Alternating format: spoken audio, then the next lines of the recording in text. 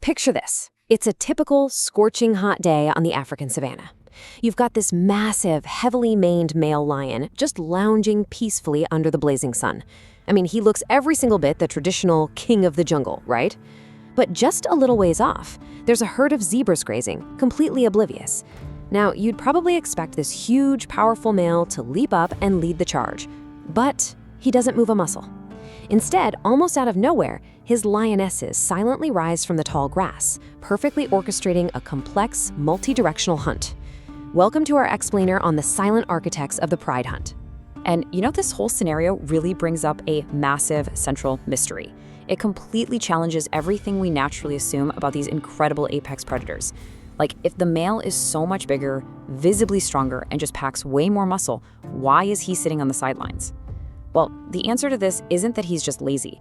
It actually reveals a truth rooted in millions of years of strict, absolutely brutal evolution. By the time we wrap up here, you're going to see exactly why nature selected the female lion to become one of the most efficient hunters on planet Earth. All right, let's jump right into Section 1, the myth of the king, rethinking the pride dynamics. First things first, we absolutely have to dismantle a super common misconception because honestly, it's going to completely reframe how you look at these animals. The myth of the lazy male? Yeah, that's literally just a myth. A pride doesn't operate like some old school kingdom with a lazy monarch just sitting at the top. In reality, it is a highly organized family unit with an incredibly strict division of labor. Every single member, male and female, has a highly specialized job that is absolutely crucial for the group's survival. Evolution didn't just throw them all into the same role. It divided the responsibilities with amazing precision. Moving on to Section 2, built for the hunt, evolutionary biomechanics. So to really understand why the females take point on the hunt, we have to look at the raw biological equation of survival out there, right? It's all about how their bodies are engineered.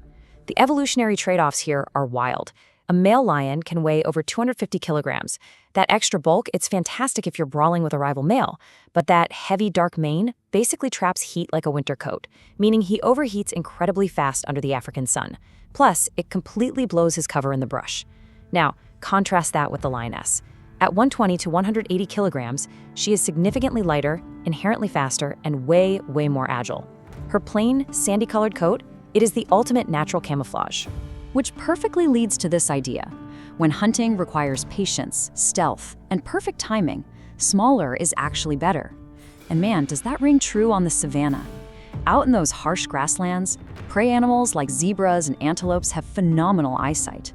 Trying to sneak up on them while lugging around a massive, dark mane, it's pretty much impossible.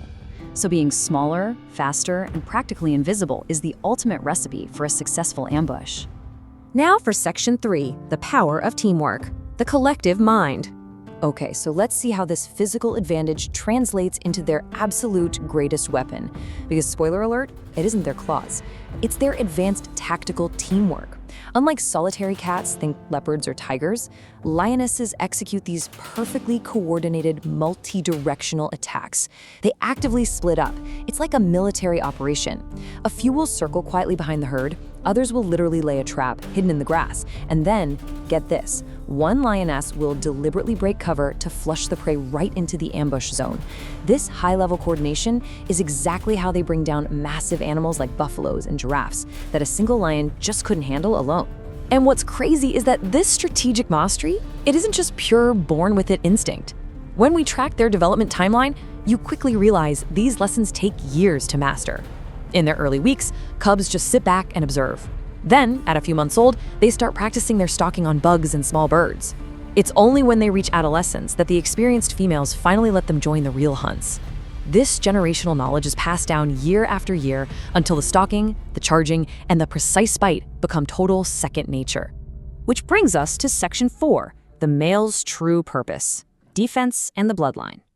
Okay, it is definitely time to redeem the guys a bit here, because they are absolutely not freeloaders. Let's look at their actual role. Here is a fact that surprises a lot of people. Male lions completely can and do hunt. When a male doesn't have a pride, like if he's wandering alone or teaming up with other bachelors to form a coalition, he survives entirely by hunting for himself, and he uses that overwhelming massive strength to take down some seriously large prey. But once he's inside a pride, his job description completely shifts. Think of the male lion as the ultimate heavy-duty bouncer. His primary responsibility is pure protection. He is the shield. These guys will literally risk their lives in brutal and often fatal fights against invading rival males or massive packs of hyenas. You see, if a rival male takes over, he'll usually kill the existing cubs so he can start his own bloodline. So the male's massive size and that intimidating mane, they are 100% dedicated to ensuring the pride's future generations aren't wiped out. And that sets up Section 5 perfectly. Nature's division of labor, the feast and the risks. Let's be real. Bringing down prey to feed the pride is incredibly tough. The lionesses face severe, life-threatening hazards pretty much every single day. We've all seen those wildlife documentaries showing the dramatic, successful kills, right? But they totally gloss over the reality of countless failed attempts. Buffaloes have lethal horns. A single kick from a panicked zebra can shatter a lion's jaw.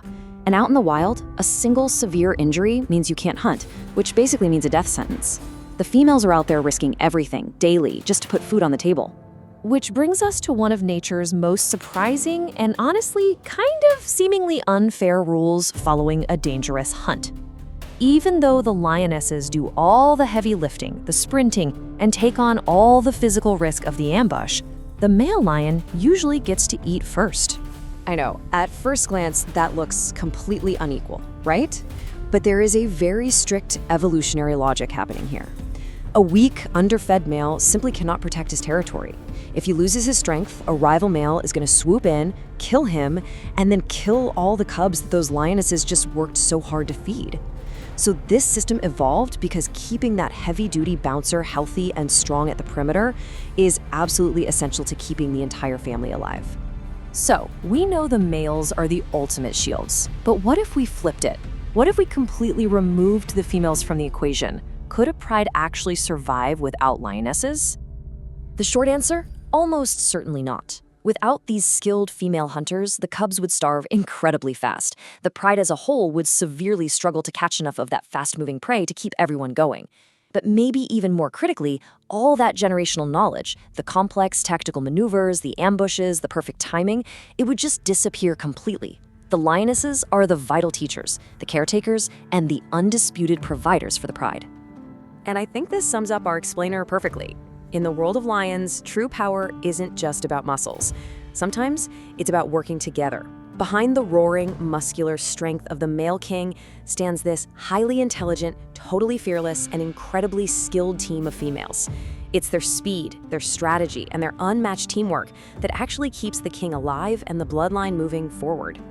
So, as we wrap things up, I want to leave you with a quick thought. What surprised you the most about this whole dynamic? Was it the biomechanics, the complex tactical traps, or just the sheer daily danger the females face?